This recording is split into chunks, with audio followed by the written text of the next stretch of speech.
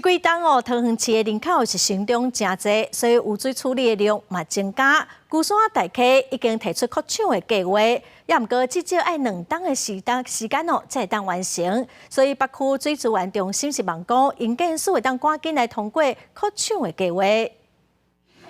家庭废水要先经过污水下水道，接到水资源处理中心处理了后，清洁水才排放到河川，才袂去污染河川生态。欠水时也会当提供产业、消防甲民众使用。要毋过有议员质疑，北区水资源中心厂区都位伫绿德区，带着生活区域，带着所无开始接管，并无合理。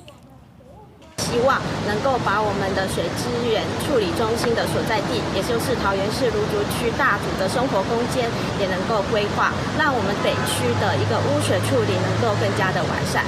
水务局表示，大条都市计划区已经在规划，但中央核定时做。也讲到北区水资源回收中心1日期，目前上济会当处理10万吨家庭废水。评估3年了后，若未当完成扩厂，会面临量能不足的问题。目前呢，我们已经完成13万的用户接管，水量已经达到7.8万吨，然后预计3年后会达到饱和。最近几年，桃园市人口成长快速，污水处理量能需求增加。龟山、文清、大溪2个水资中心面临满载，已经得到营建署核定扩厂。水务局表示，今年5月已经提出北区水资源中心3期扩厂计划，预计完成了后，会当处理15吨的污水。